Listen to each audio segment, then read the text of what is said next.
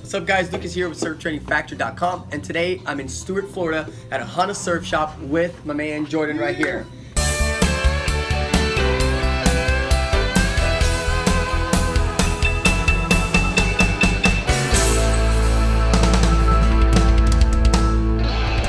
Jordan, thank you very much for taking time to actually educate us and everybody else viewing the channel. Basically guys, what we're doing is this is all for beginners, right? So if you're an intermediate surfer or a pro surfer, like, peace, you don't want to be on this video, it's gonna waste your time. But if you're a beginner and you want to know what board to get, okay, around what size and the accessories you need, he's the man. He's been running a surf shop for how long have you been at this? 13 years. 13 years already doing this. He's traveled all over the place to surf as well. So a lot of knowledge, and we'd rather have an expert telling you guys about this. So Jordan, I'm a Grom, 4 foot something, super light. They're coming in with mom and dad. They want to start surfing, but they've never done it before. What kind of things should they be looking for? For sure. What we find really works, we've been doing surf camp for 13 years as well. So we see these kids growing up on these boards and what works for them, what doesn't work for them. And especially the youngest Groms, I say, you know, for everybody 10 and under, we normally recommend a soft board for their first board purchase. It catches a ton of waves. It takes the fear factor out of it. So if the board comes back and hits them, if you know, the fins hit them, it's a little bit more forgiving for them, so you don't want to give up the sport right away. And really what you want to, when you're starting out, you want that stoke. You want to catch waves. You want to have fun, and that's what the soft boards are all about. Having fun. The parents don't have to stress as much about the nose hitting them or the fins hitting them, anything like that. So soft boards work really good. And when the soft boards were, you know, a few years back when they were new, they weren't really good boards. Nowadays, soft boards, they're riding them at Pipeline, they're riding them all over the world. You know, pro surfers are loving these things right now. So it's not just for beginners anymore, but this is how we recommend them starting for sure. Okay, and this is one of them. This is one of them. It's an N2, company's out of Delray Beach. Soft top, but still firm enough to where it feels like a solid board. Yes. You flip it over, it's got the 3-fin setup. The fins are flexible and softer, so if the fins come back and hit you, it's hopefully not going to cut you and you know, discourage you from surfing anymore. Nice full outline. It's just a great wave catcher. This board, me and you can ride, you know, no problem. It is, you know, kids can ride it as well. Right. But soft boards this big, anybody, any size, any ability, any surf ability can surf these things and have a lot of fun. But for beginners, it's, how big is this one here per se? This one's 8 foot. 8 foot. Yeah, it's about 3 inches thick, 23 inches wide, so it's kind of those longboard dimensions. So you guys got the dimensions right there, about 8 foot, 23 wide, and what was the other thing? And about 3 inches thick. About 3 inches thick. A lot of float to it. That way you get into waves super easy. It could be knee high, you're still catching waves. Awesome. And then for the littlest, for even smaller kids, sometimes the 8-footer's too big for them to get their arms around. Makes sense. So they make soft boards all the way down to 6 and 7 foot. This one's not being held for anybody anymore. But this is about our most popular size for that 8 and under. For the really little Grom, it's a 7-footer.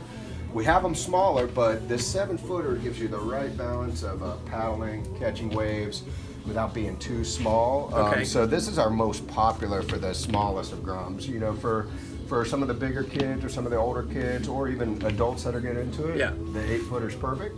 For some of the smaller ones, the 7-footer lets them get their arm around it, paddle, let them carry it to the beach themselves. Makes sense. Which is super important. Again, soft fins. And then really the only other thing they're gonna need, most of the soft boards you don't even need wax on anymore. They make these decks so you know you don't have to put wax on them. So they need a leash, keep them attached to the board. And they do have the connection right here, right? To get the leash going on. Definitely. And all the soft boards will have that now. And basically the leash is going to keep them attached to the board. They get in any danger, they pull in their leash, get back on their board, you know, no problem. The board doesn't get away from them so they don't have to swim. Awesome. And just gives a little added safety for them. Cool. Now, say the little Grom comes in, you said we're like 8 years old and under, this would be a great board. Right. You said this is 7? Yeah. 7 feet. What kind of and type of leash should they get as a beginner? I always try to keep them as far away from the board as possible. Makes sense. So I try to get them 9-foot leashes whenever we can. Okay. Some people will go board specific, 7-foot leash, 7-foot board. Or 7-foot board, 7-foot leash. But I like to keep that board as far away from it as possible, you know, so it doesn't snap back and come right back at them when they eat it, allows them to go down to the bottom, come back up. So 9-footer keeps it away from me a little bit. Doesn't create too much more drag to where they're not going to notice anything performance-wise problems with a 9-foot leash, but just gives a little bit extra stretch, keep the board away from them when they need it. Awesome, awesome. So again, there's no need for a wax. No. There's no need for a track pad, No. right?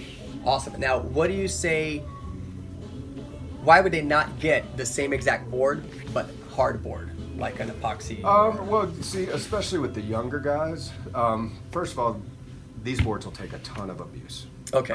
So you can drag them along the parking lot. They're not going to fall apart. Now, when you have a fiberglass board or epoxy board, a lot of the younger guys drop it on the ground, drag it, and Not then, as cautious as they should be with it. Definitely. And then so that causes damage to the board, which causes the board to fill up with water and, really turn into garbage really quick. Okay. Also, the fear factor. A hard board comes and hits you, you might give up the sport I've been forever, there. you Yeah, know? I've been there. Not that I Yeah. gave up the sport, but I've shattered my It nose. can happen, yeah. That's for sure. I remember.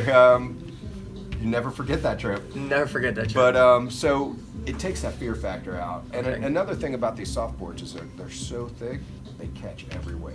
Which is so yeah, definitely.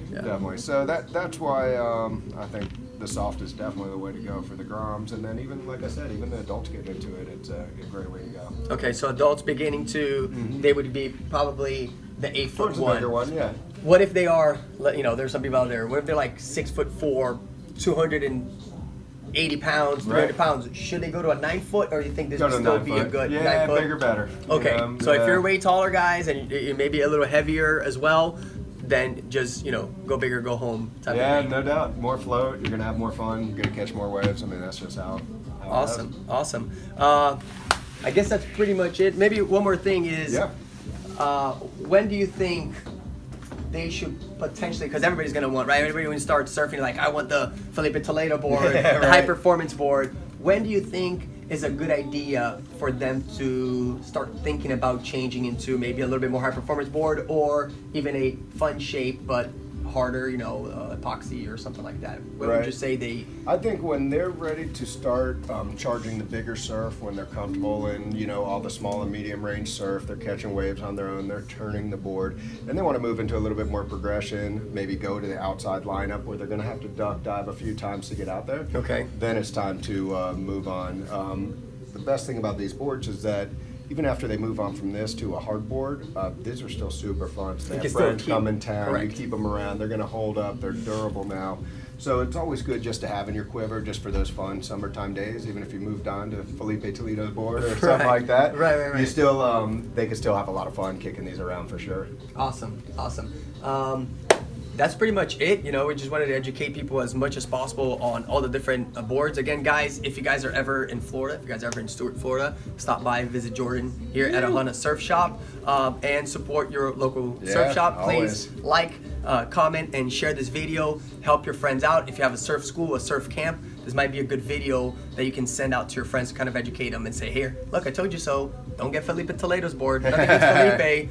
We love you, man, but don't get those little super tiny boards when you're just starting out. You're only gonna get frustrated and probably quit the sport when it's an awesome sport and a place to be, a good place to be. Awesome, guys. Thank you very much, Jordan. Thank Awesome, you, man. sir. Yeah, always a See pleasure. you guys on the lineup, man. Yeah, for sure.